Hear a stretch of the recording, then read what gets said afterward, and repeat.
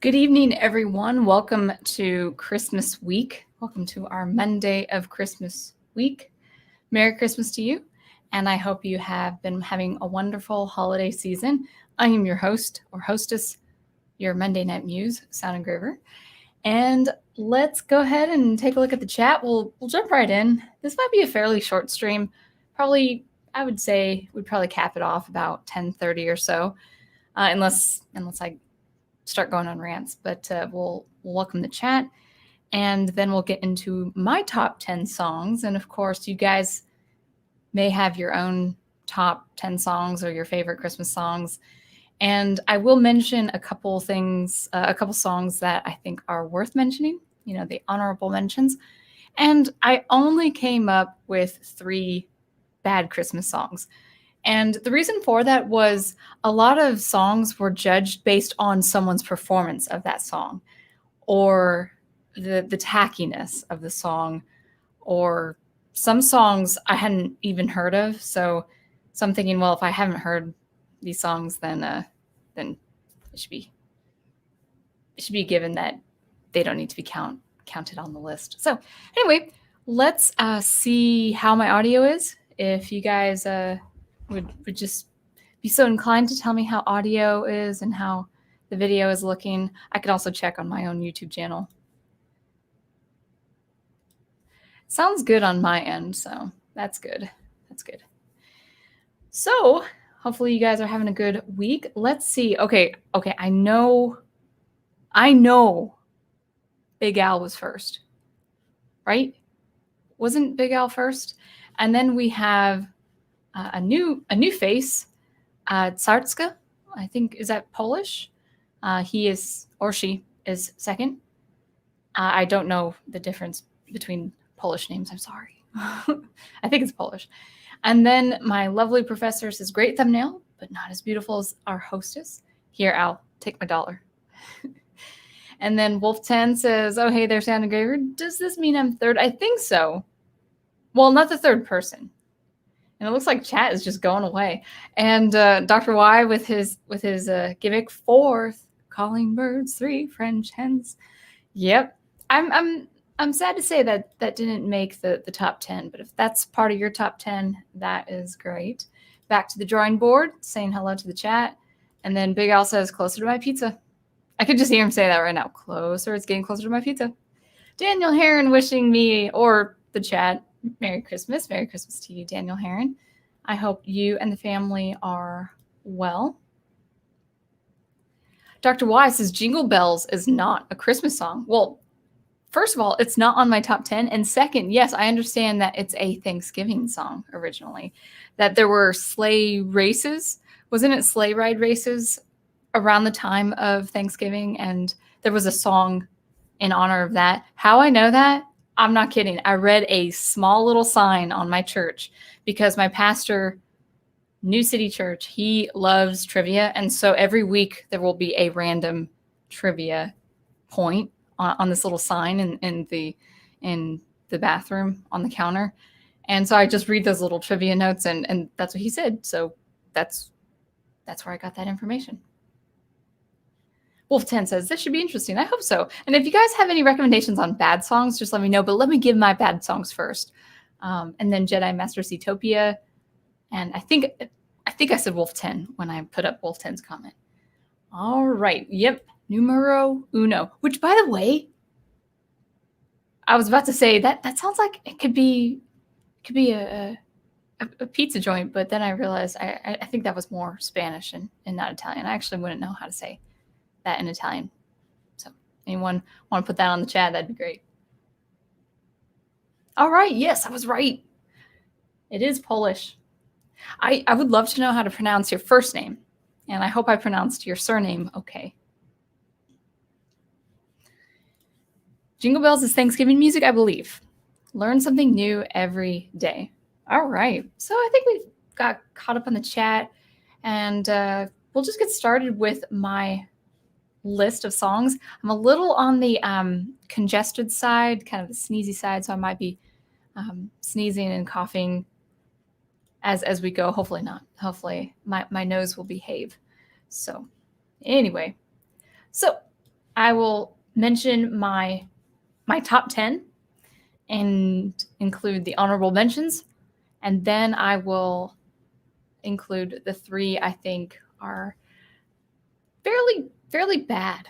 And by the way, I judge on based this, so every list would be subjective, subjective to your experience with Christmas all your life. So even though that's the case, I have based this list on my experience with Christmas music, the joyful memories that these songs evoke, like with Christmas caroling or playing as a musician or playing in my church as maybe a kid in a choir, those things. But I also look at the words, the lyrics, and I also listen to the music on its own. So for instance, while I think the song The First Noel is very much evoking that Christmas sacred spirit, the melody is rather simple in terms of structure.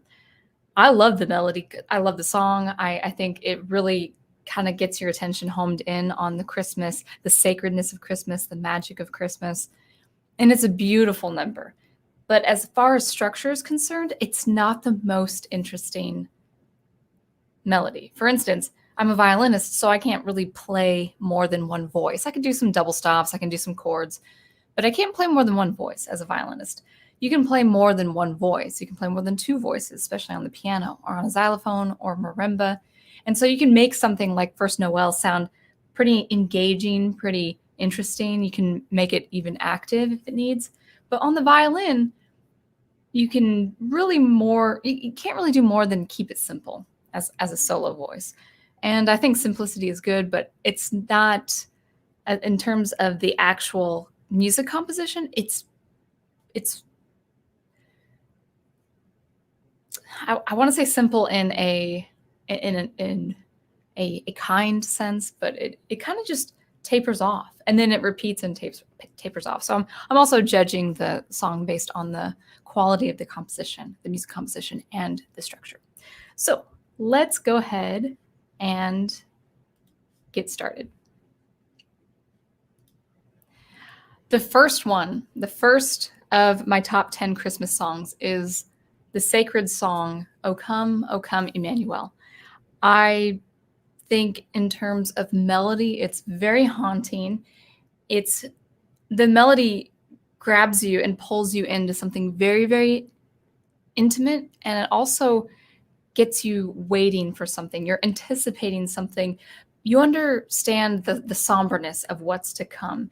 And it's basically a plead. It can evoke this idea that the children of Israel, under all these generations of captivity, they're asking the Lord for a savior or someone to redeem them out of captivity. Now, the beautiful thing about this song is it is the pleading or the anticipation of a savior, but rather than captivity of a tyrant or another king, a foreign king or ruler, or anything to do with politics, it is redeeming us from captivity, spiritual captivity, the captivity of the soul that up until this point would be condemned and separate from God. So it has a very haunting quality. It's perfect to play as a solo instrument. So violin, you can play it on any instrument, and you could play it with many voices. I think it can work as an ensemble, as a string ensemble, as a chamber ensemble or a small orchestra, or even a full-scale orchestra with a choir. It can work in a number of different arrangements. You often hear this song in the key of E minor, but I like to play it in E flat minor. E minor has 1 sharp, so there's kind of this brightness, this bright tone to the E minor quality. But when you add 6 flats to it, take out the sharp and add 6 flats to it, it really pulls you in a deeper and more somber tone.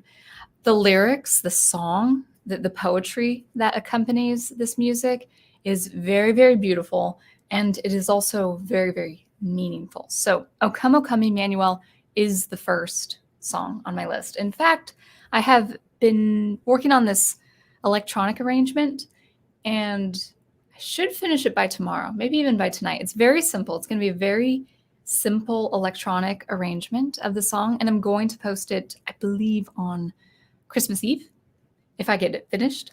And it's not going to be mixed. It's not going to be mastered. It's just going to be kind of that sketch. It's more like a sketchwork of an electronic arrangement. But I thought it would be a really good idea to include a beautiful sacred piece like O Come, O Come, Emmanuel. I'm very, have a little phlegm in my throat. So forgive me if my voice gives or something like that. So that is my first song. Now, I will say that the next 4 songs are all sacred. So my first 5 are all sacred, which I think is fair. 1 is I am a Christian, and 2, it is about Christmas. It is about the coming of Christ and the celebration of Christ's coming to the earth.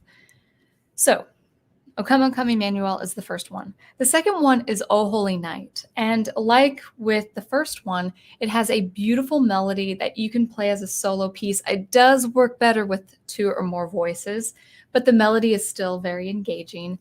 The lyrics, the words, the text, or the poetry accompanying it is also very, very wonderfully crafted. It has that meaning. It has that Christmas spirit, that meaning. And it's talking about the divine, and it's talking about the joy. But when it's talking about joy, it's talking about the act of worshiping, on falling on your knees and worshiping the divine entrance of the King, of the Savior. And it's great. And I think any arrangement can work with a song like this. Of course, it is mostly sung. It's mostly performed by a singer or a choir. But it works as an instrumental piece as well. It could be violin and harp, flute and harp. It could be piano. It could be organ. It could be some wind instrument like a clarinet or an oboe. So O Holy Night is second. And the progression is just gorgeous. It not only has a beautiful melody, that this kind of soaring melody, very, very high and lofty, but it has a beautiful chord progression underneath it.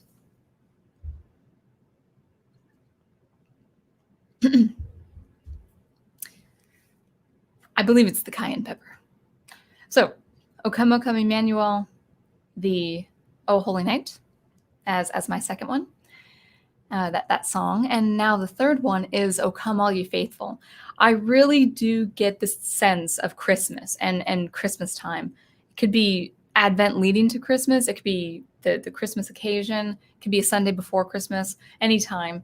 But I get a sense of joy and a sense of that holiday season when I either sing or when I hear "O Come All Ye Faithful." Again, it's about joyful lyrics, and it's about the congregation of brothers and sisters, Christian brothers and sisters, or it does also point to the Christmas story as well. I always think of kind of a choir of angels. Sing choir of angels as part of the text. So I feel a very much a togetherness, a community, a congregation singing in one accord. But it can also be just, going to a nursing home or, to an elderly relative and singing Christmas carols. That was part of the tradition when I was a kid. I would go with my family and we would sing Christmas carols to all these different homes and all these different nursing homes.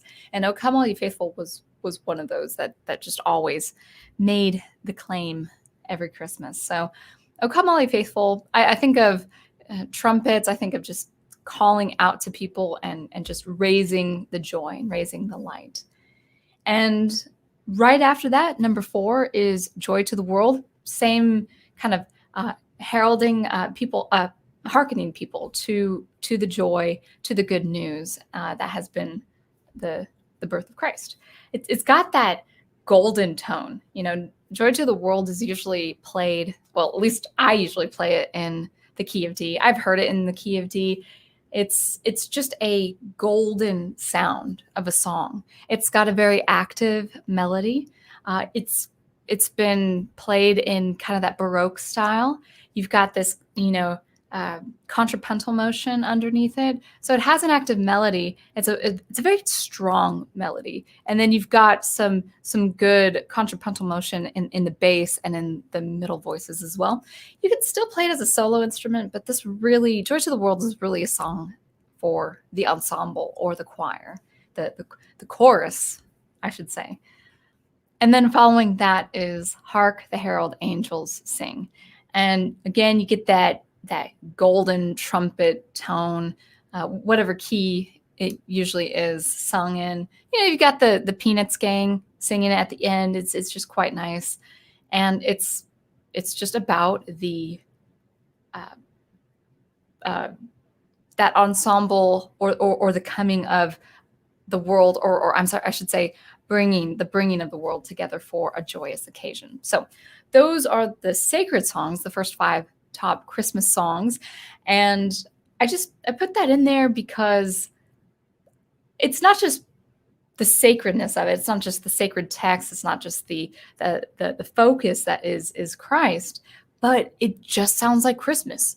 It sounds like you're going on a walkway that's lit with lanterns and you're just caroling and the snow is falling. And it's just a wonderful time. I usually picture these songs or the events of these songs to have happened at night, so maybe an evening service or maybe Christmas caroling when it's dark and you're in your winter coat with your scarves and your mittens and your gloves, and it's just a wonderful festive time. So those are my top 5. O come, Emmanuel, O Holy Night, O come all you faithful, Joy to the World, and Hark the Herald Angels Sing. Now for the remainder, for the remaining 5 on my top 10 list, these are secular, but they very much bring the same joy. And I hope you guys like it too.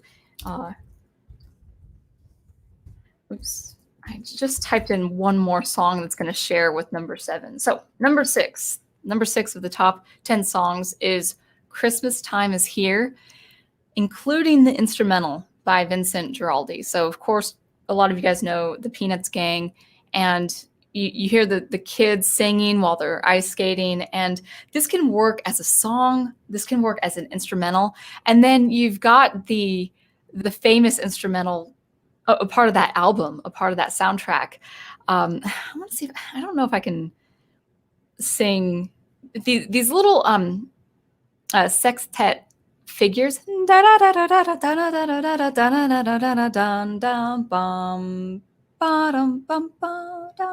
can't do the chromatics right now. It escapes my head. So these little figures of 6 notes. Da da 1 2 3 4 5 6 1 2 3 4 5 6 da da da da da da. You could probably count them as triplets as well, 2 sets of triplets together. I think it is. I've never seen the music actually, but I hear it as just a nice slow 4 or maybe a nice slow 2. And you've got these little 6-figure notes. And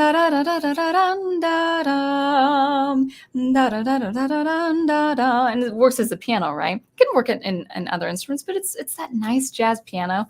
And what does it sound like? It sounds like snow is falling. That music is played as the snow is falling in the film, in the famous Charlie Brown Christmas film. Now, that happens when the snow is falling, and there are other scenes where the snow isn't falling. And so it kind of evokes that sense of wonder of snowfall. I mean, there's something about the first snowfall that is so quiet, so enchanting. And I think Vincent Giraldi is really, he just really captures that with his jazz performance and playing. So Christmastime is Here, and also that instrumental. In fact, I'm sure that instrumental has a title.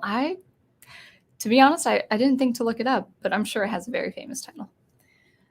So number 7, I think I'm going to put 2 together. It's got this, it has the same effect. And so I'm including for number 7, Silver and Gold with Burl Ives, and also Silver Bells. Both kind of evoke this imagery of the beauty of silver and gold. When I think of Christmas, I think of 4 main colors: silver, gold, green, and red. those are the Christmas colors to me. And so when there's a song about silver and gold and the pleasure it gives people, its worth isn't really, the message of the song is that the worth isn't really based on the actual value of the mineral or the material. It is based on the pleasure it gives to the person to behold it. And so it caps off this idea with silver and gold being on every Christmas tree. And every Christmas tree, I think in some way, I would say my favorite Christmas trees include some element of silver or gold, like with tinsel or the garland. If it's beautiful garland, I don't actually like the feel of garland, but I do like the look of it. And then kind of right next to it for number 7 is Silver Bells. And this is just a song about how beautiful the city looks, how beautiful the town looks when people are just going shopping and sledding, and it's really got that Christmas vibe.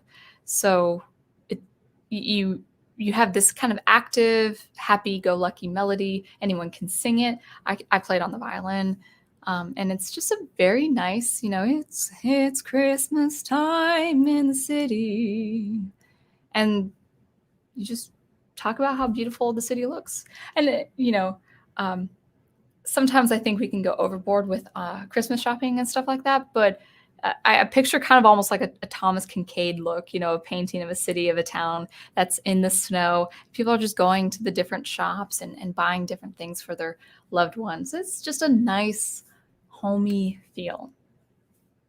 And speaking of homey, this is going into song number 8. And that is the Christmas song. Now, if you guys don't know the Christmas song, it's chestnuts roasting on an open fire.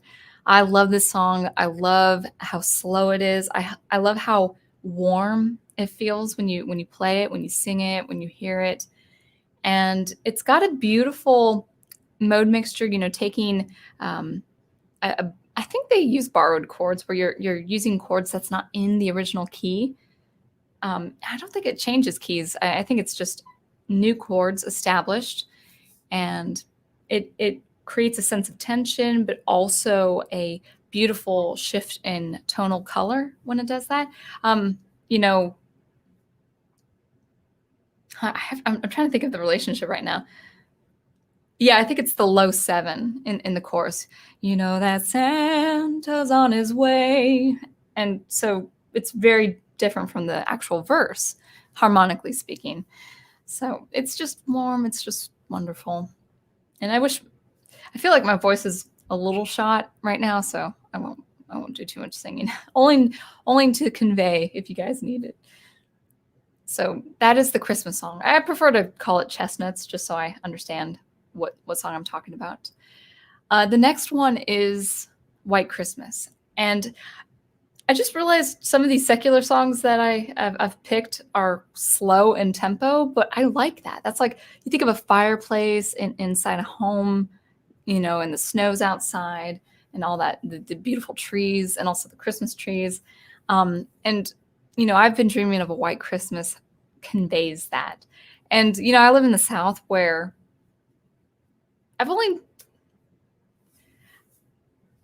it's been about 7 years living in the South, and I haven't seen a white Christmas yet. So we'll see. We'll see if it happens. But, living in Washington next to the mountains, we had white Christmases all the time. So I grew up with that. People in the Midwest, they grow up with that. So I'm sure people have their wonderful traditions in Florida, but I kind of feel bad for people who live so far south and they don't have that nice cold Christmas. So that is the number 9. And number 10 is Have Yourself a Merry Little Christmas. You can't really go into the new year without having sung or having heard that song sung into the Christmas season. It's just a well wish. It's saying, hey, you have yourself a merry little Christmas. It can be simple. It's got that that friendliness to it, that warmth, and it's a very beautiful melody as well. And it's got kind of like a high swell going up into the extension of the last verse. So those are my top 10. I'll go into the chat here in a moment, but we'll just do a recap. So the first one is O Come, Emmanuel. Second is O Holy Night. Third is O Come, All Ye Faithful. Fourth is Joy to the World. Fifth is Hark, the Herald Angels Sing. Sixth is the Christmastime. It's Christmastime is here, I meant to say. So number 6 is Christmastime is here, including that snowy instrumental by Vincent Giraldi. Number 7 is Silver and Gold with Burl Ives, and also Silver Bells. Number 8 is Christmas Song, or Chestnuts Roasting on an Open Fire. 9 is White Christmas, and number 10 is Have Yourself a Merry Little Christmas. These 10 songs, I know there are plenty out there. I only limited it to 10, but these 10 really do evoke that Christmas spirit and that beautiful golden warm feeling of Christmas. So that is my top 10. We'll do the honorable mentions and at least my bad ones. I might actually even do it pretty soon here.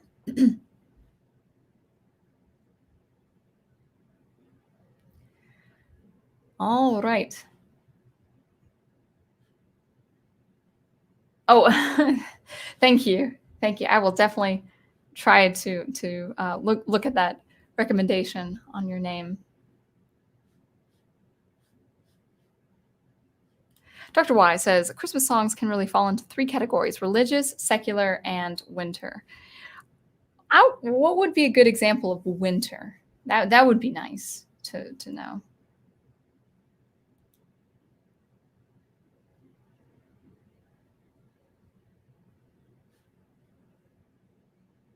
And he also says, Dr. Y, you also say, my pastor and I sang O Come, Emmanuel together in our Christmas special last night. Wait, did you have something posted?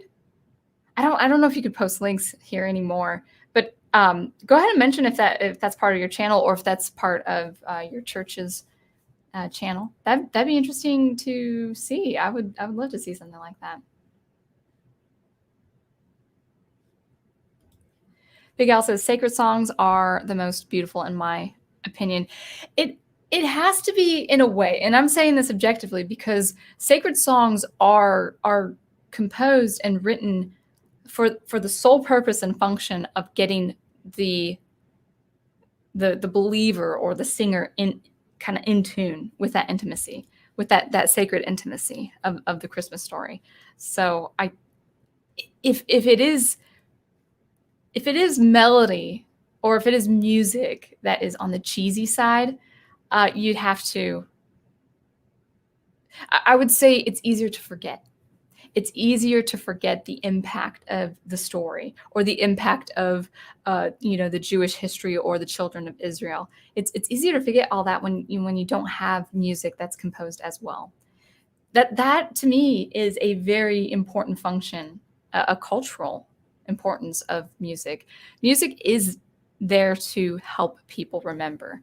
And when it's cheesy or it gets stuck in your head, it reduces that experience. It reduces that religious experience. Yeah, I didn't mean for that to be, but yeah, it's pulling heavily from the O section, I see.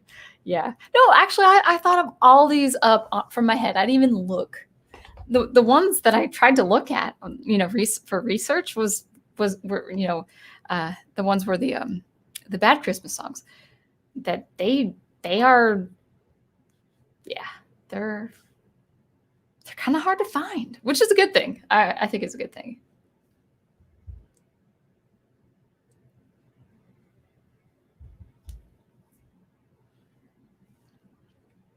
Back to the drawing board says, Joy to the World is my favorite Christmas hymn overall. That's good. That's good.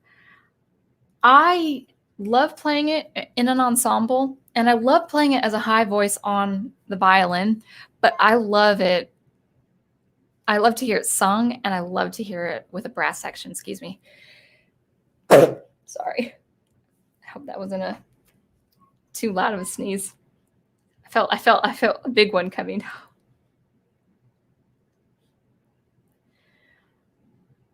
Wolf 10 says, "Ah, yes, Joy to the World, such a beautiful song. We sung it in elementary school when I was a pup." Yeah, I would say it's also good just for a music student. It's good to sing for, kind of belt that real high voice before dropping down, before descending. Daniel Craig is in the house. All right, I made it. You can start over for me now. Thanks. Well, hopefully you caught it. Let's see what.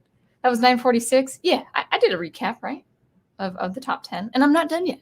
Still got some honorable mentions and also some bad ones. So if you guys want to throw out some bad ones pretty soon, just let me know. I have a version of O Come O Come. I'll share and see what you think. Yeah, actually, if you can, try to do it on the Facebook group page. We've been having some technical difficulties, not on our, not by our accounts, but I would say in general, going into the new year, posting links here, or especially in comments, are getting much harder. So I'll definitely see. I'm going to post an arrangement of O Come O Come Emmanuel this Thursday, Christmas Eve, on my channel. So hopefully that'll be nice. It's an instrumental. I'm not singing in it or anything. It's just a nice, I think it's going to be under 4 minutes, just a very, very simple melodic line with some ambient instruments and all of that. Skipper Kenner, nice to see you. Nice to see you in the house.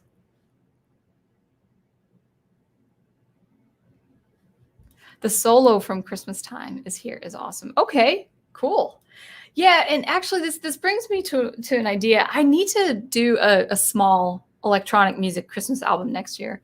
I didn't think to do it this time, and I should consider doing it for next year. I would say probably between 8 to 10 tracks. If I can make it that far, that'd be nice. Dr. Y says, O Come Emmanuel has a lot of verses. My church has 2 songbooks, and the song is different in both except for the first verse. Whoa. Is it coming again? Wow, I really feel congested. Could be the change of season. My hymnal has 4 verses of the song. Professor Geek says, I Heard the Bells on Christmas Day, but more for the lyrics outside of the casting crowns arrangement. Yeah, I heard that arrangement. I think the way they do the music for those verses are really good.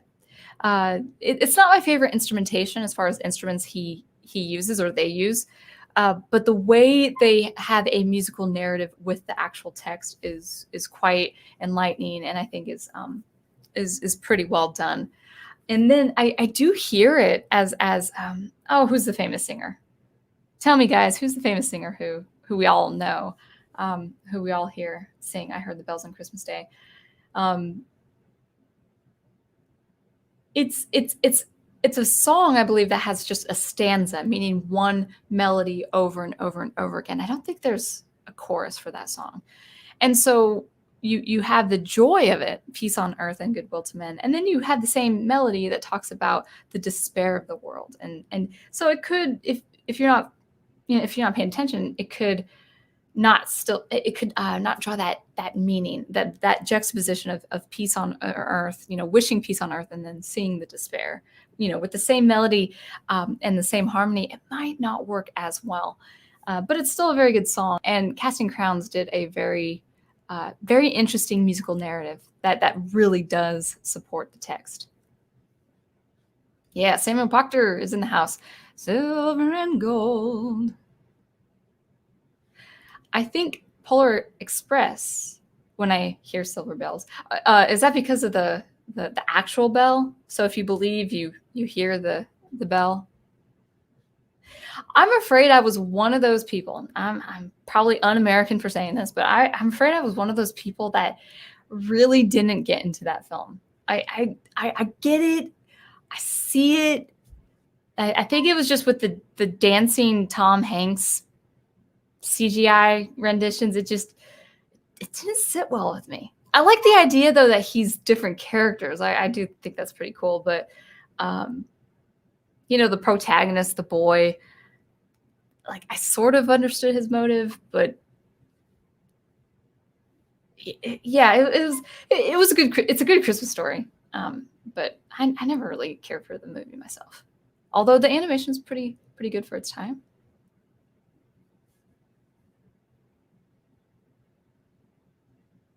Ah, terrible, Dr. Y. I'm not even gonna put that up. Chipmunks. No, I said chestnuts, right? I did say chestnuts, right? Chestnuts roasting on an open fire. Daniel Craig says, I don't feel bad for people in the South. I envy the stories of my mom's had spending Christmas morning on the beach with her 6 brothers and sister. Okay, that's kind of cool. But no, I mean, I'd still rather suffer the cold a little bit. Oh, Peter DeRosa is just popping in to say hi, working late this evening, sadly. Love your streams. Thank you. I appreciate that. I'm sorry that you're working in late. Hopefully you have some of the holiday off. Which version of White Christmas is better? Bing Crosby or the Drifters? I'm not hearing the Drifters version right now, so I guess I'm going to say Bing Crosby. I think his is the one I know the most. In fact, when I brought it up as part of the list, I'm hearing his voice, so I would say I'm just going to say flat out it's going to be Bing Crosby.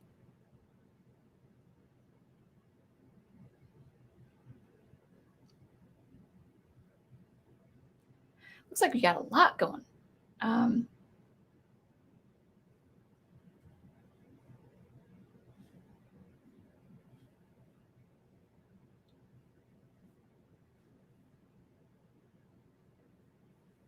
Actually, Professor, I don't know that song. I mean, I'm sure I've heard it on your playlist, not to say, but I'm actually not familiar with that song. It's kind of amazing how many songs are there. Yeah. Daniel Craig says, so what about renditions of each song? Which do you prefer as well? I'm actually not good with renditions, although I will say I don't care for popular renditions of these old songs. So, for instance, I'm going to default to someone like Nat King Cole. So that should give you some idea. Bing Crosby, Nat King Cole.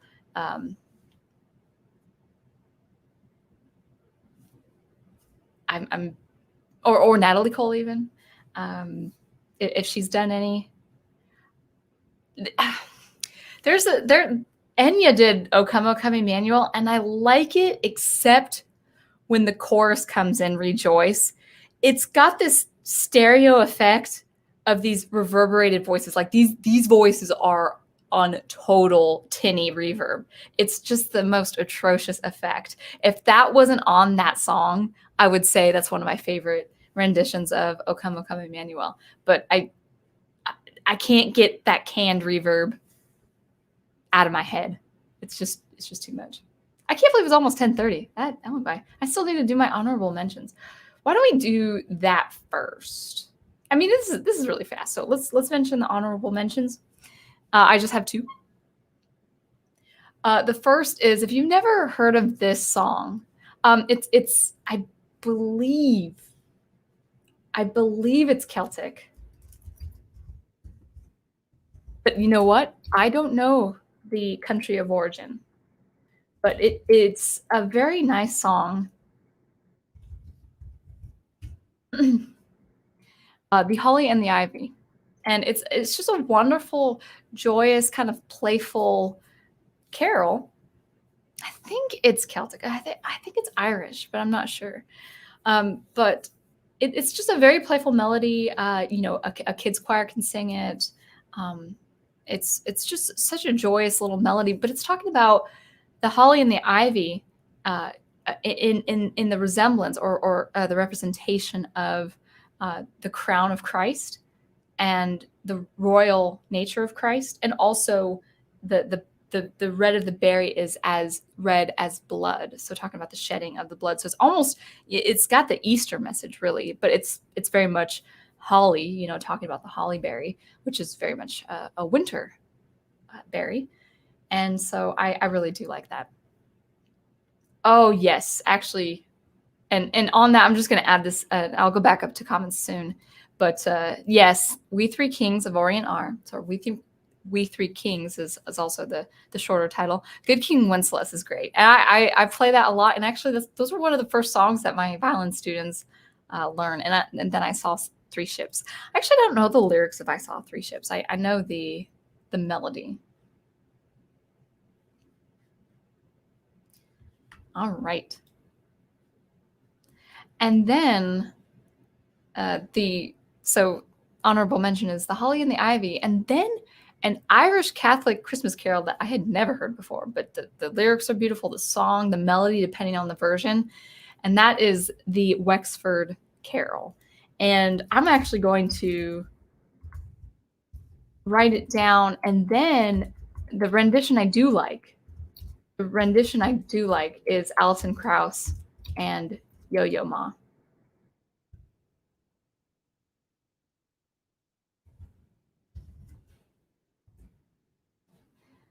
I believe that is right.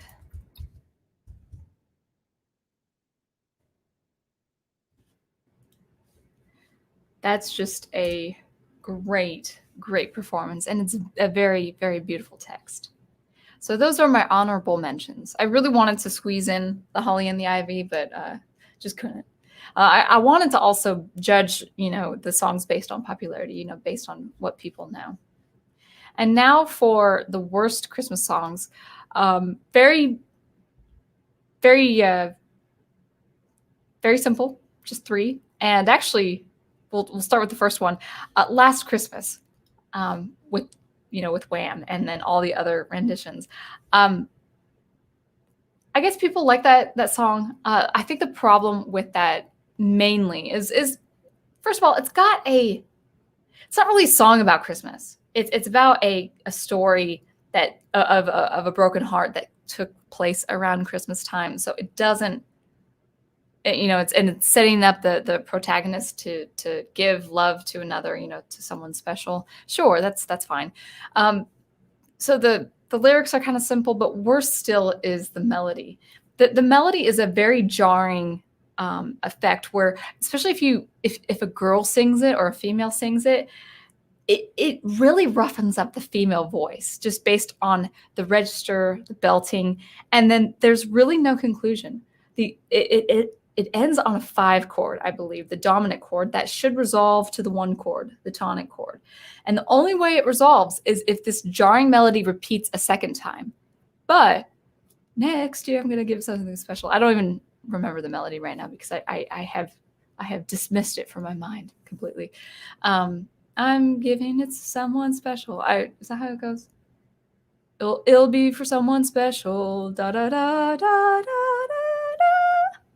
That's a 5 chord. It doesn't end on the 1, 1 3 5 3 1. So yeah, it's very, to me, the melody is quite jarring, and it doesn't conclude, and so I'm gonna give it a bad grade. The second one is actually something that Al recommended on the stream 2 nights ago during the Fantasia 2000 rewatch, and that was, well, I think it wasn't recorded. It might have been backstage when we were talking about it. Oh, actually, no, I think it was recorded because I think he started singing it. I'll have to check, but that is Everyone's Having a Wonderful, Simply Having a Wonderful Christmas Time by Paul McCartney. That use of synthesizers, and also the musical composition. We're not even talking about the lyrics. The composition itself is pretty subpar, for such a legendary singer. It's pretty bad. And people say, oh, you could call it experimental. No, that doesn't go for someone like Paul McCartney, who is a master songwriter. It just doesn't work. It's like, I'm experimenting. Well, for someone like him, you should expect a lot better music for experimentation. And it just doesn't work. It's not mixed well. It's not produced well. It's not, the instrumentation is very, very jarring. It does not work.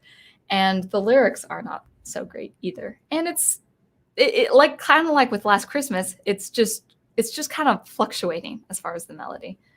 And there's this kind of corny descent into the verses, and it just doesn't work.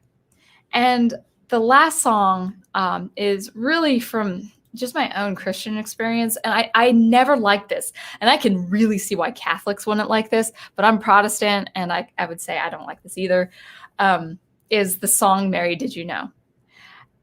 It is, I hate to bring on this demographic on my channel, but this song is for the Karen.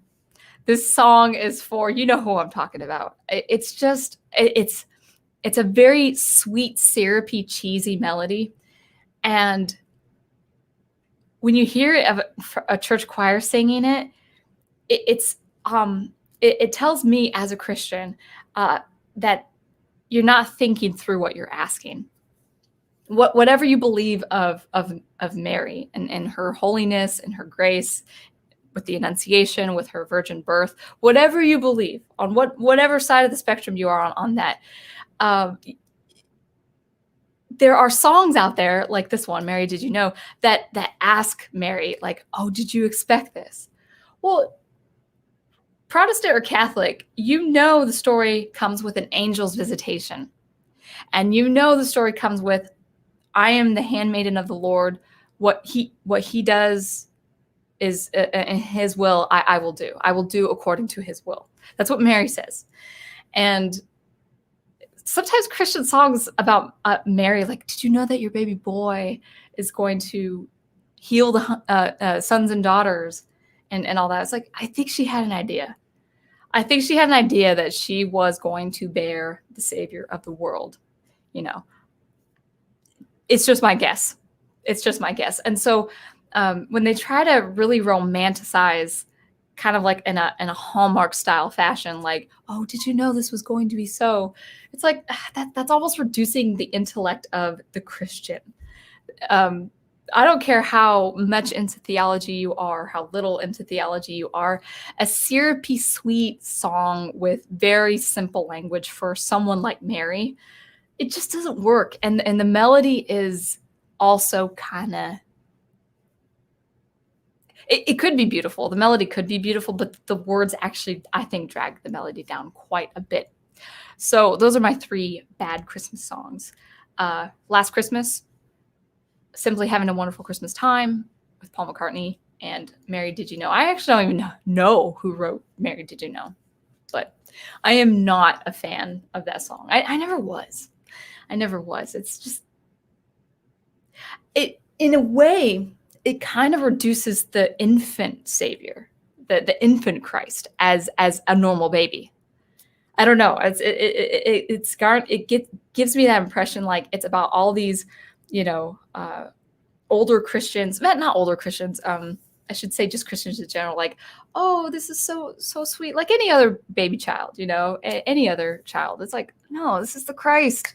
Let's have some honor and respect and a little bit more intellect that this is the coming of the Christ in the world.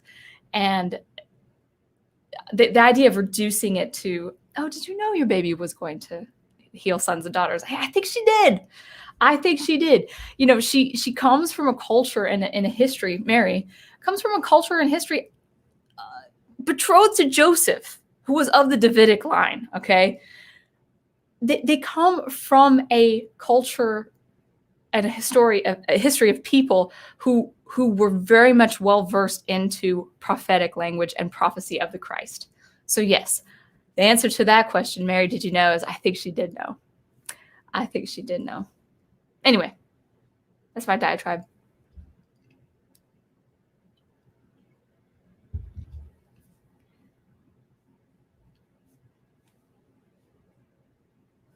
Daniel Craig says, "Baby, it's cold outside" is an example of winter. Oh, yeah, and isn't Let It Snow also? I've always associated that with Christmas, but probably because I worked in retail. And so you'd have Christmas songs, into, right, before Thanksgiving, really after Halloween. Peter DeRosa says, Winter's Eve album by that's probably Latin and I can't pronounce it. Nox Arcana. Sorry.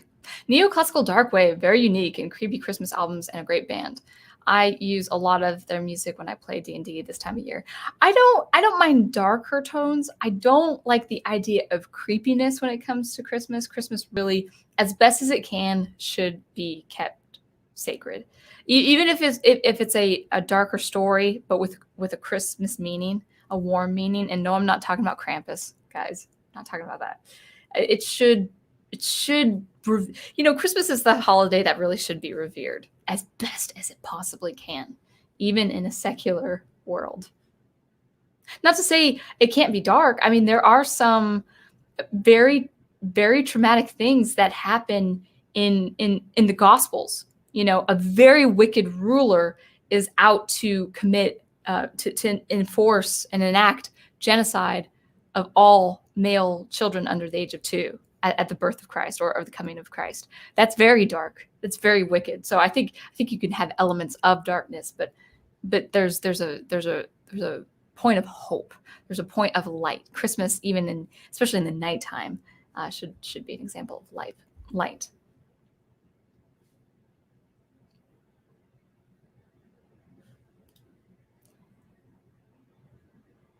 The fires are all blazing bright. We're caroling through the night. And this Christmas will be a very special Christmas for me. Very cool. I hope by fires blazing bright, you mean in a fire stove, right? We've had some acts of almost indicative of a revolution as well. So I hope it's a good kind of fire, guys. Sleigh ride is an example of winter. Okay, cool. Thank you guys for saying that. I do agree with that.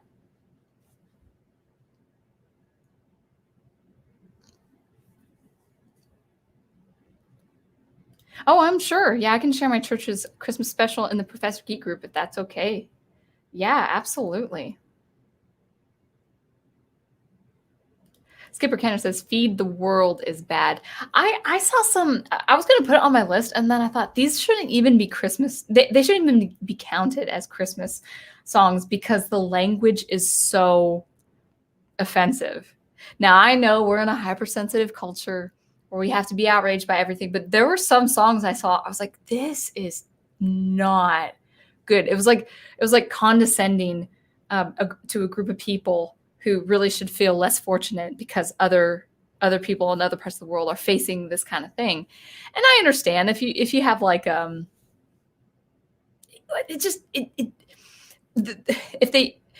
knew where the message was coming from, but it was conveyed and displayed in such a insensitive way, in a very callous way. It's like, I don't care what your message is.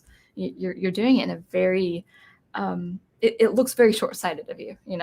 What's the song I'm thinking of? And it's not even a well-written song. The lyrics are bad. It's really bad. And the music was okay too. What is it called? Don't They Know It's Christmastime? And I never heard of that song before. And when I was researching, and I listened to that song, I was like, that's pretty. I'm not even going to count it as a Christmas song.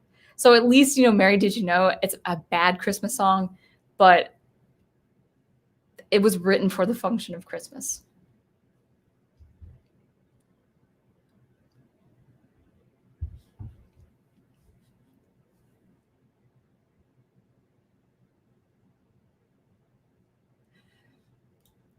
I'm going to offer up Last Christmas and All I Want for Christmas Is You are on my naughty list. Oh, naughty list. Oh, that's a good title for that. Okay, so All I Want for Christmas Is You by Mariah Carey. I think that's the pop star, right? Who did that? Or is it Madonna? I can't remember. But I'm not a fan of that song. But as far as lyrics and harmony and the flow of it works. Objectively speaking, it works as a song.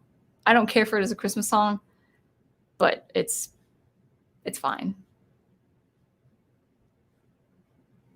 Oh, Al, yes. What are your thoughts of the style of bands like Mannheim Steamroller and Trans-Siberian Orchestra? I'm a fan. I'm a fan. I mean, it's not like my yearly go-to, But I have heard both bands and their Christmas songs, and I do like it. I'm seeing, yeah, Melissa. I'm sorry to see you're going through this. I don't know. I don't know. I spent an hour. I'm off teaching, so I've been composing and just kind of chilling.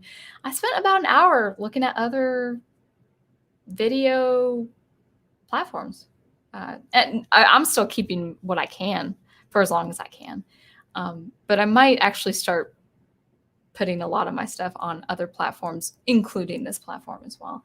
I don't know. There are just things that aren't working. And I think we're going to see a lot of that into the coming year, especially the next 4 years.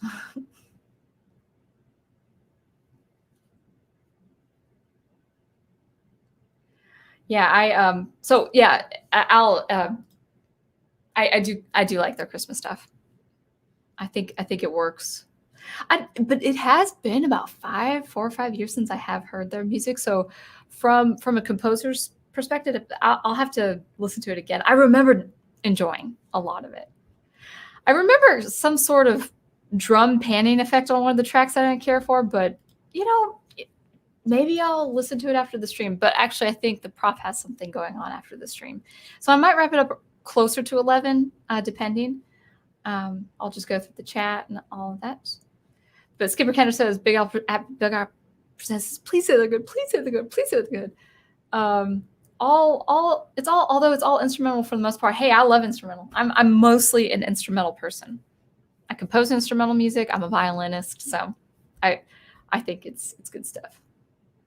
And if I composed an electronic music Christmas album for next year, I would do instrumental. That's just how I roll. Plus, I'm not in the best recording space for singing. I would love a better studio for singing. Oops, let's see. It looks like I'm skipping a lot. Oh my goodness, there's a lot. I do see Knitter's Network. I think it skipped down.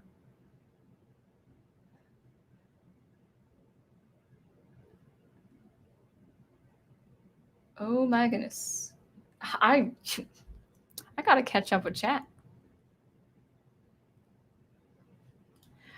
I have heard the same said. The only person I can think of for I heard the bells on Christmas Day is Johnny Cash. Yes, that's a good one. Skipper Kenner says the Polar Express wasn't my wheelhouse either, given its style and presentation, but the story is remarkable. I like the story. It just, there were some parts that came off a little cheesy for me, but I'm not going to knock the movie for that. It just wasn't my cup of tea. But my family likes it. A lot of my family likes it.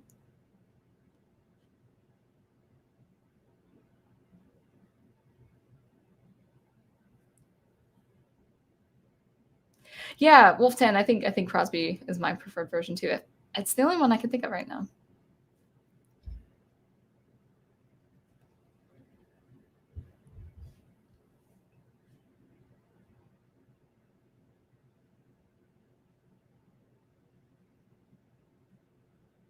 And Matthew Flynn is in the house. Yes, I can see your comments, Matthew Flynn. I see him. So Holly and the Ivy was my honorable mention, and also the Wexford Carol. And just Google Alison Krauss Wexford Carol. It's a beautiful and beautifully done arrangement. It's beautifully produced. It's a wonderful thing. Skipper Kenner says no one likes Last Christmas. I don't know. I'm sure someone out there. I mean, I hear it on the radio, so it always seems to be on the Christmas radios. The local Christmas stations, and I'm thinking why.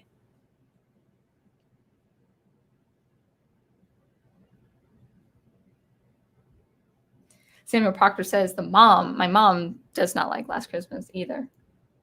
Okay, thank you for that correction, Al. The Holly and the Ivory is an early 19th century traditional British folk Christmas carol. Thank you.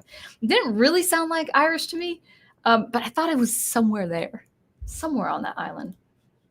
Or, well, Ireland. Okay, never mind. Sound Engraver geography is not at its game tonight.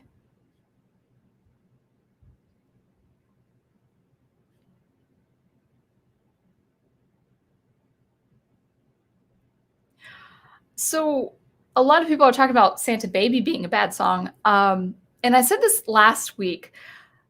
I'm not a fan of the lust and lewdness that's insinuated in the song. So I'm not a fan of the lyrics.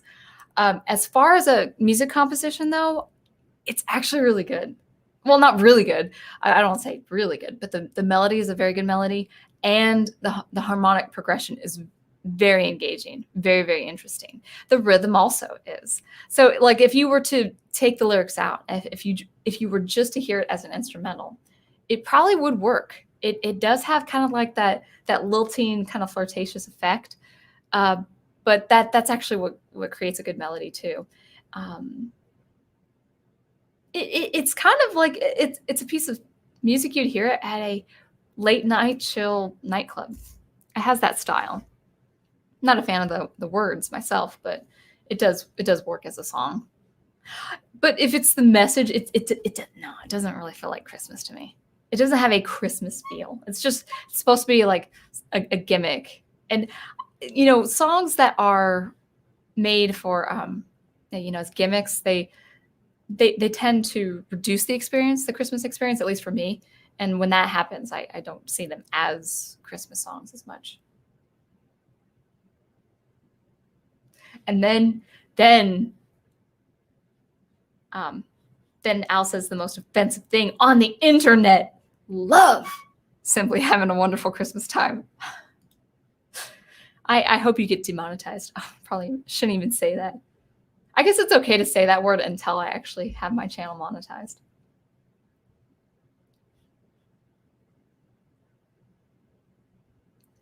Skipper Kenner says, I'm not a fan of So This Is Christmas. I can look that up, but if you say an artist name or if it's part of a movie, there's a song that's become rather famous for Christmas that is from that odious adaptation of Dr. Seuss's How the Grinch Stole Christmas with Jim Carrey. It's called Where Are You Christmas? I think it's kind of sweet, but it's not. It's not the best, because it's like Christmas is here. And I know it's about this girl thinking, I think that's too material, that people have gotten too material about Christmas. And so she and the Grinch are on mutual grounds and stuff. I can understand that. There's something so uncanny about the makeup of the Who's. They really should have just had those people play as normal people, just Who's with normal faces. And then getting into CGI, then you could do the Who's. But that costume and makeup, it produced such a bad effect. It just doesn't work.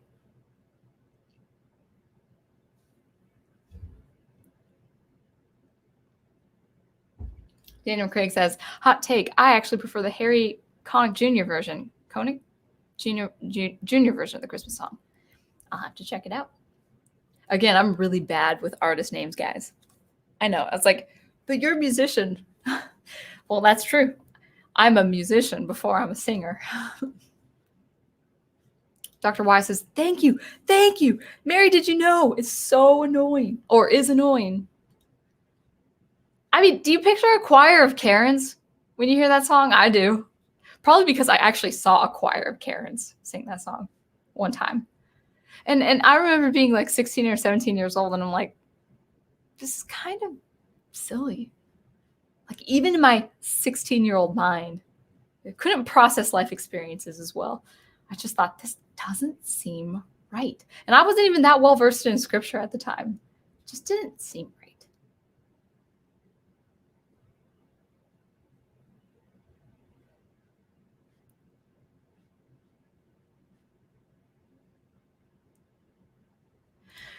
I have never heard of that song. I know that's a lot on that is on a lot of people's bad list songs.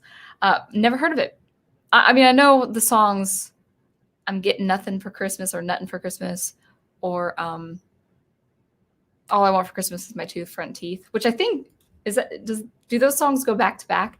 But I think I mean, the quirky child song, children's song for, singing, like for a 4 or 5-year-old singing for a solo, as a solo for a recital. I think those are fine. Daniel Craig says, you're assuming all people want to be cold. I didn't say all people, I just don't think they've experienced a true Christmas. Now that's it's very short-sighted of me to say, huh? Very myopic.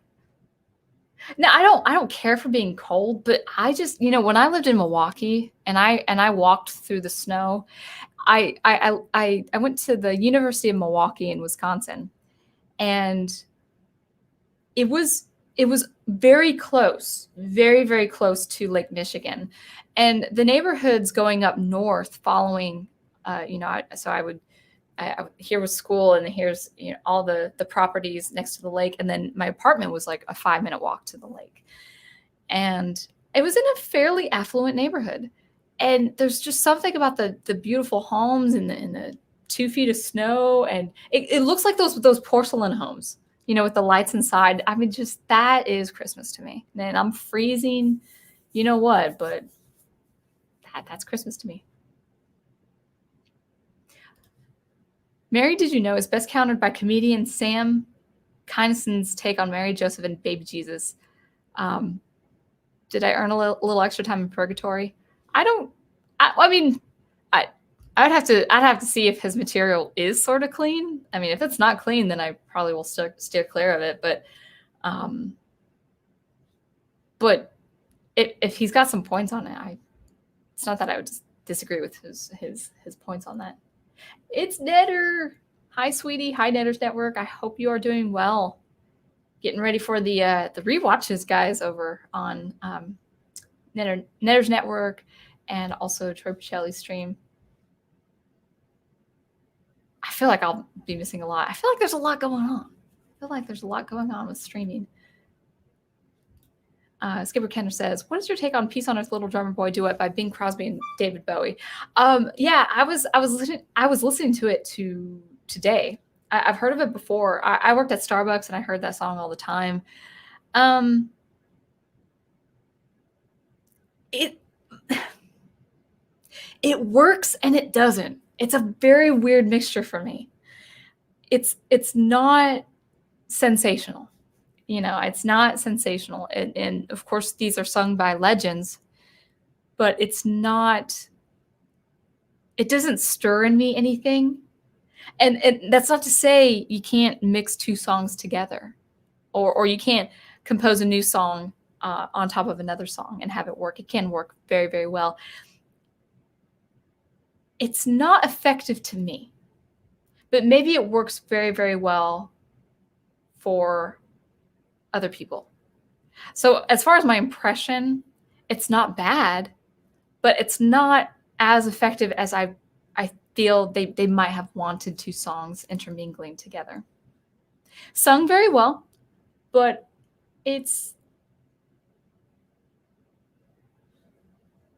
I don't feel Christmas with that song. I'm not sure.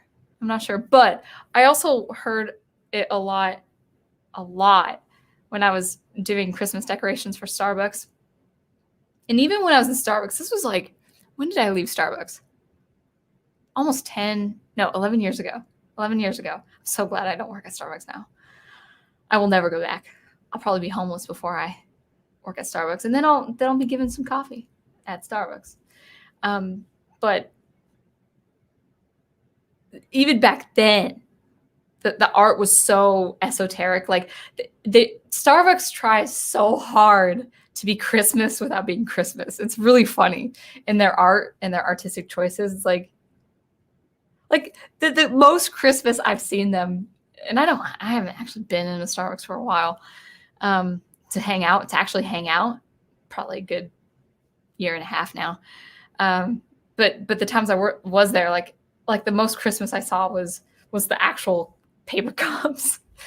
I know that's not being fair, but I remember spending all night or all getting into the late night as a barista and preparing for the Christmas promotions. And I'm like looking at this art. It's like, this isn't really Christmas.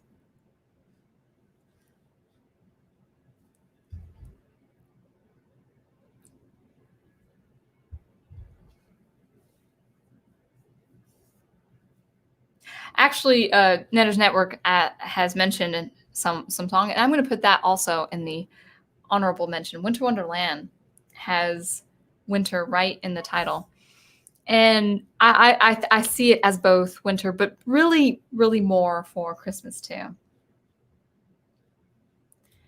I love Christmastime. I do love Christmastime.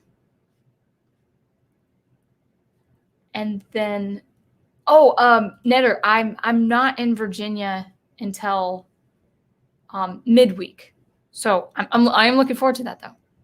I am looking forward to that. So I will let you know. I will let you know. I'll probably just shove my face with fruitcake.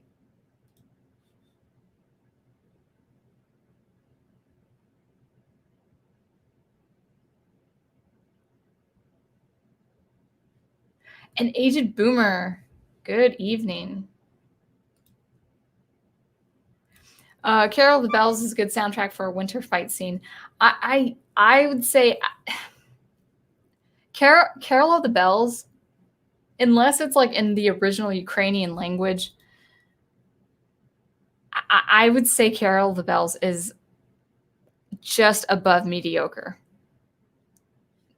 And the reason for that is it really, the only thing that really makes that music work is the ding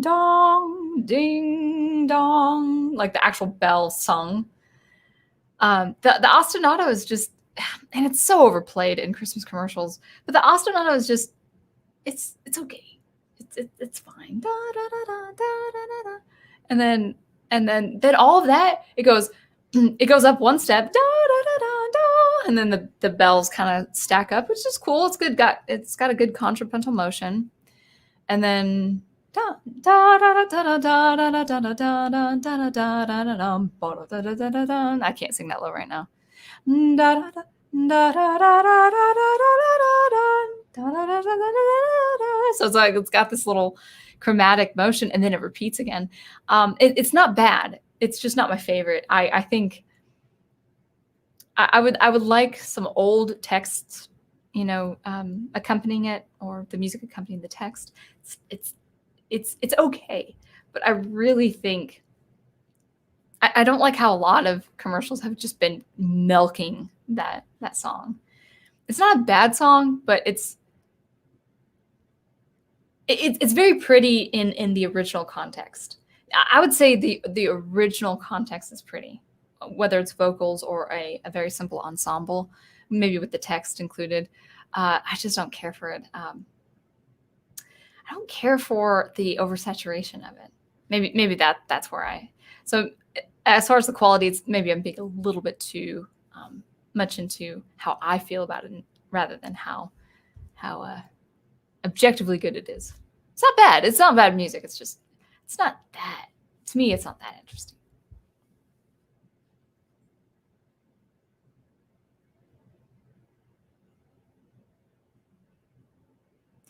Waylon Smithers says, have you seen Captain America Winter Soldier yet? If so, how would you rank it with other Marvel movies, in my opinion? So I have finished up to Iron Man.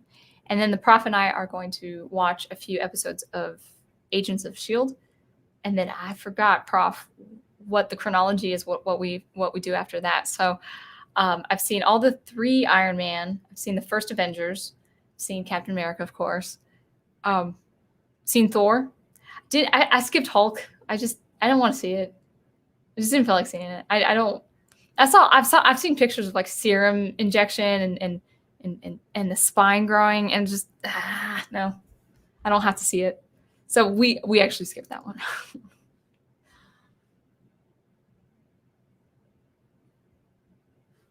Yeah, I don't like the lyrics. Yeah, Netter's Network says I don't particularly care for Santa Baby as it's so greedy and entitled. Yeah, it's it evokes this idea of a woman taking advantage of her significant other, like in terms of his resources. and she does it in kind of a very seductive, manipulative way. manipulative way. And I don't care for that meaning. That's not the point of Christmas. It's not egging someone on to give you something or taking advantage of someone. As far as the music is concerned, though, it's actually very good composition in my book.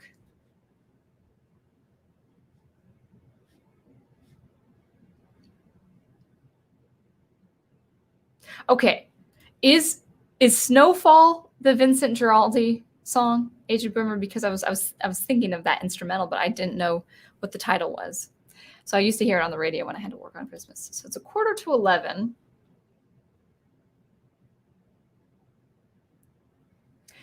Interesting.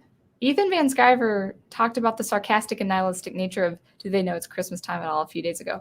Wow, I bet that's the reason why it's taken a hit as far as unpopularity, because one, it's actually not even that well written. See, you don't get a pass. No one gets a pass. If you want to produce any kind of nihilistic art, you got to do it well. You got to do it well as much as you write beautiful art. You just have to do it well, or no one will take you seriously. Sorry. But I was listening to the lyrics, and I wasn't really listening to the singing, so I don't know as far as their quality of talent. But the songs are the way the way it's worded, the flow of the rhythm is really stunted. It doesn't feel cadential. There's no cadence. There's no there's no flow that songs should have. I'm not a songwriter, but I know enough about songwriting where it's like, now something is up.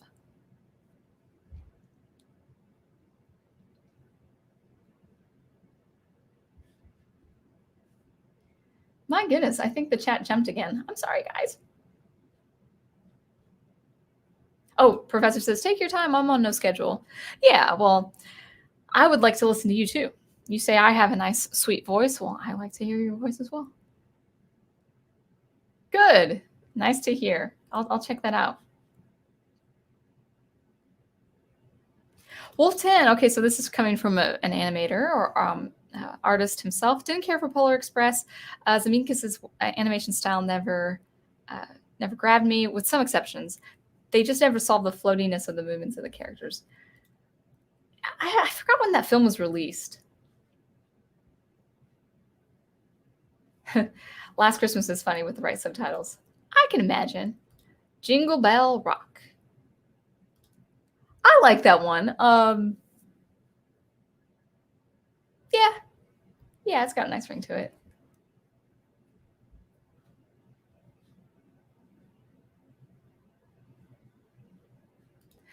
Her voice is awful.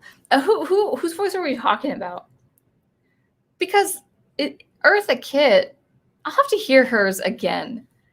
I don't remember it being bad. That probably wasn't her real voice. It could have been her real voice. What I mean to say is she might have formed her voice into some, like, it kind of reminds me of the character Betty Boop, where she has, this kind of, I can't even do it. She's just got this voice that is definitely forced from the vocal actress. Like Minnie Mouse, for instance. That's not her real voice. Whoever does her voice, that's not her natural voice. That's the voice of Minnie Mouse. That's the voice of Betty Boop. So I feel like Eartha Kitt, if we're talking about Eartha Kitt, I feel like that's the same kind of thing where she's trying to form her voice in a character, as a character, as a kind of a caricature. I think I said that right.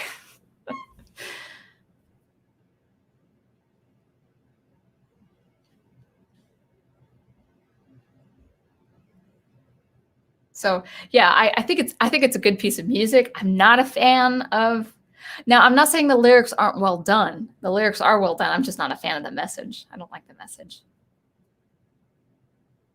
No, I know. I was thinking. I don't know why I was thinking everything was like smashed together. But yeah, you're from the UK. You're. I can't remember. England, I think it was.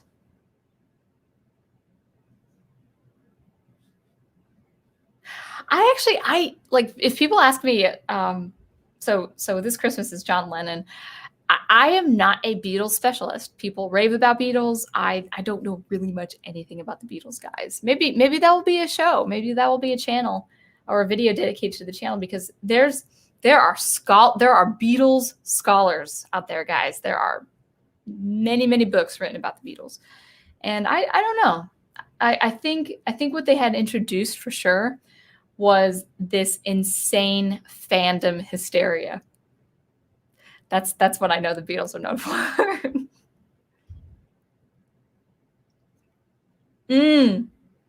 Okay. Skipper Kenner says it's Lennon and Yoko Ono. You said enough. Now, here's the thing. Yoko Ono, I knew her as an academic, meaning I knew her performance art and compositions. By the way, performance art, be very wary when you hear performance art. Be very wary. Because you can see a really bad piece of performance art and people say, well, that's okay. It's performance art. It's supposed to be like that. Therefore, it's good. No. So she's had some very questionable performance art. I've actually played some of her performance art before. But the thing is, she didn't have my ideas. I had my ideas. She just told me what to do, and I did it. I went underneath the piano, and I started knocking and scratching underneath the piano. And I thought, man, if something happened and this piano fell on me, I would be crushed.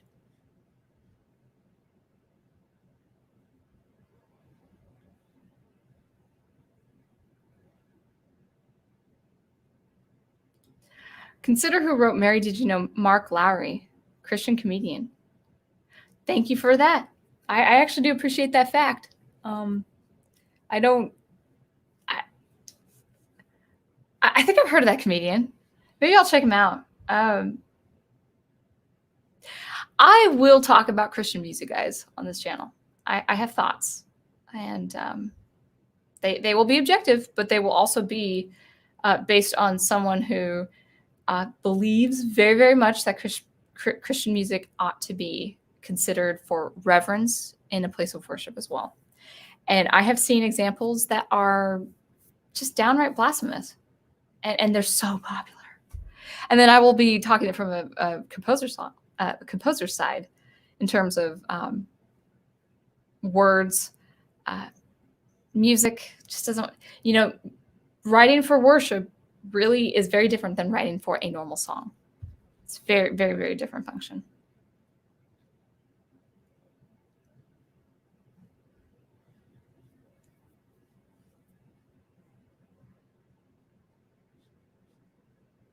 No, I've seen all three Iron Man films. So Iron Man, first film, second film, third film.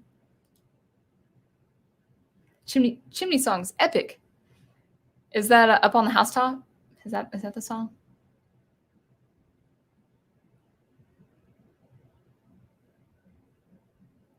That's a very good point, Wolf 10. The Grinch movie suffered that drab industrial look. You're so right. That dirty, murky, and dank, dark look, which, by the way, was never part of Whovian culture, at least in that story.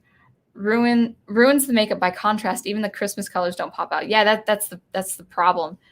The only bright part of that I remember was the neighbor that contended with Cindy's mom. That's the only brightness I remember of that film. Just never was meant to be. Yeah, very. See, you could have the interesting thing about the original Grinch Stole Christmas, or How the Grinch Stole Christmas, was it's very absurd. The Whovian culture is a very absurd culture, but it's still very bright. In its own way, it still has that Christmas effect.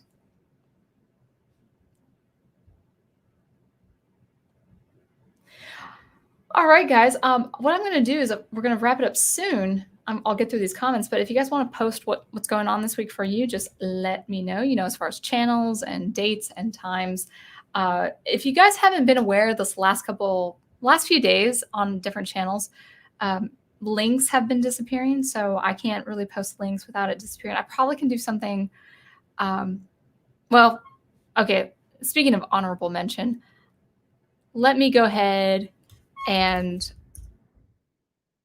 try a link from StreamYard. So I will post a link from StreamYard And the honorable mention will be Netter's Network.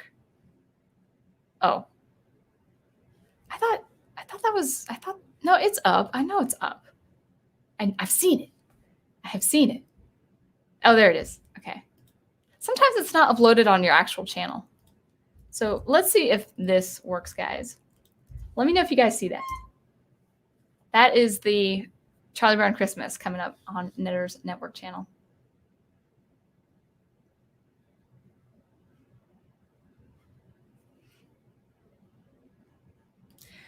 Skipper Kenner says the David Bowie Bing Crosby duet was done because Bowie absolutely refused to ever sing Little Drummer Boy because he hated it. So it was a compromise that they tried to make work. That's interesting. Well, there's someone else who dislikes this song. I won't mention his name. I won't mention that his name is Professor Geek, but he's not a fan of that song either. I don't see the problem with the song. I can get why people don't care for it. It sort of works. I think in a way it missed the mark. It kind of works and it kind of doesn't. I don't know how to describe it.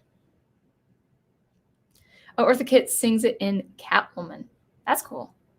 Or, oh, as Catwoman? Or, no. Is that a movie?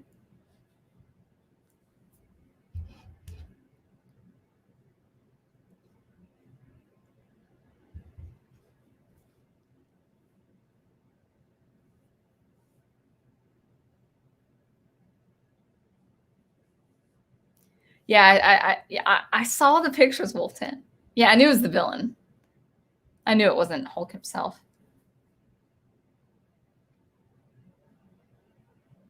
Claude Thornhill composed Snowfall. He was from the Big Band era. Cool. Okay, thank you. Thank you for saying that.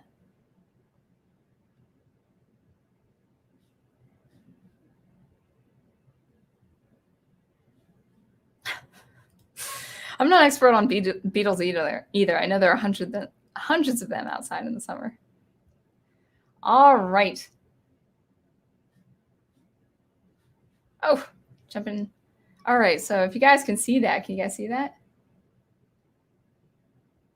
Okay, anyway, I'll get to those comments. All right. Yep, that's absolutely true. I mean, I'm not saying not every performance. I've seen, I think I've seen good performance art.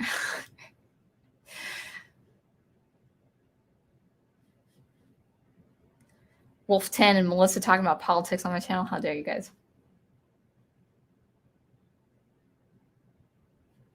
Okay, let's see. I'm going to see on my channel if I can see Netter's Network, the link. Okay, I see the link. So I'm fine. I'm fine with posting it on the live stream. I'm sorry, on StreamYard. So that's good. All righty. Yeah, I see the link. Yay, Netter's Network. Good. That's good. All right. So yeah, let's talk about Drummer Boy is the worst. So maybe if I want my introverted alone time when I spend time with profs with him and his family, I'll just start singing that song.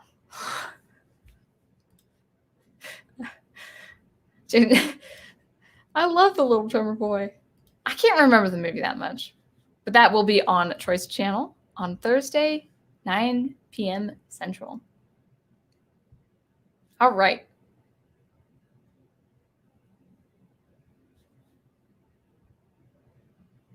All right. Good. I think that's everything for now, guys. So we've got something going on. Let's talk about what we want to plug before we wrap it up. And I believe we have something going over on the Professor Geek channel soon, as far as his. I think it's Knights of the Old Republic, so he'll confirm with you, and I'm going to tune in and join the chat there. So it is Christmas time, guys. It's the Christmas week. I hope you guys are having a wonderful, joyous occasion with your family, with no distancing, whatever, just like be with your family if you can. Even if you have a head cold. I'm so irresponsible. anyway, tomorrow, tonight we have something going on over at the Professor Geek Facebook group page.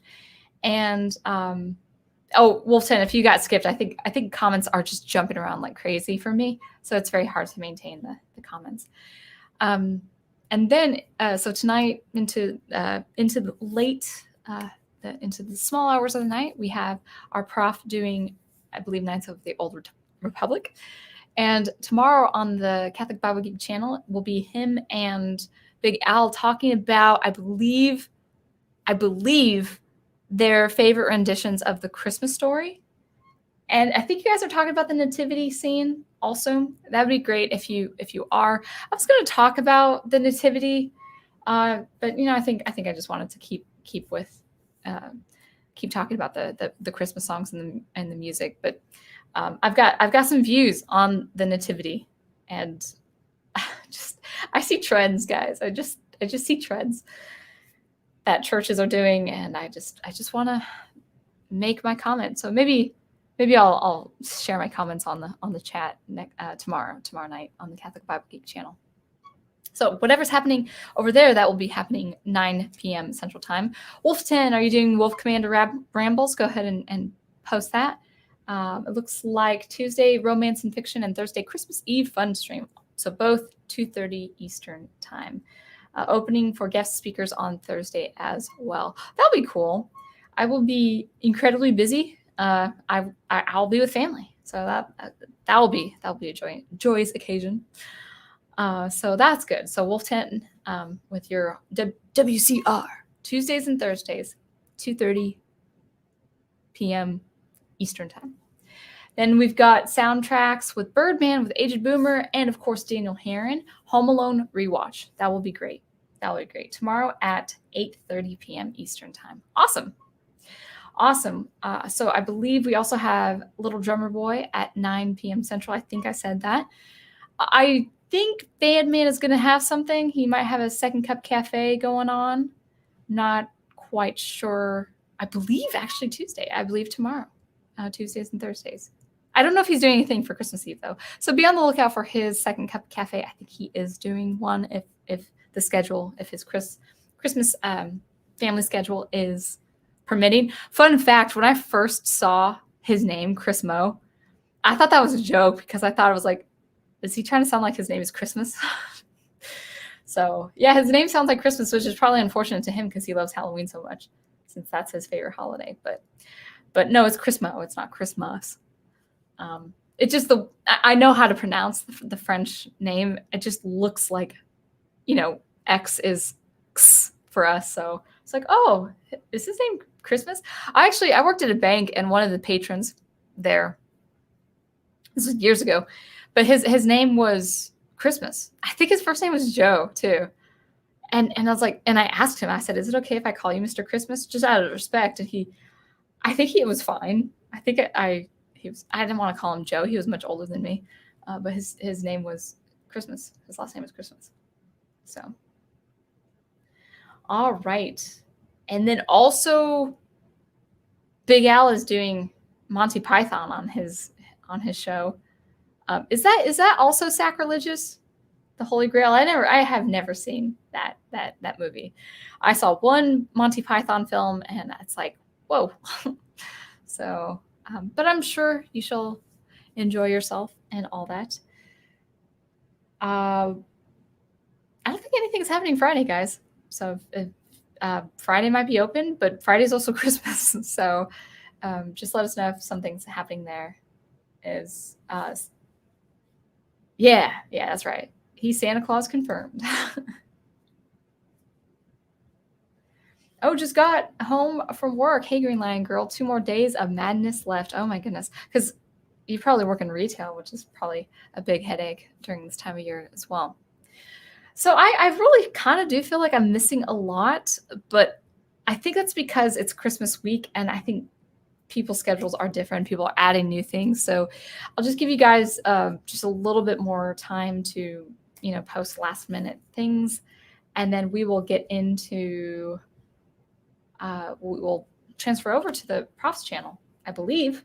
Is that right, Prof? Can you confirm? Because I think you're doing something right after me.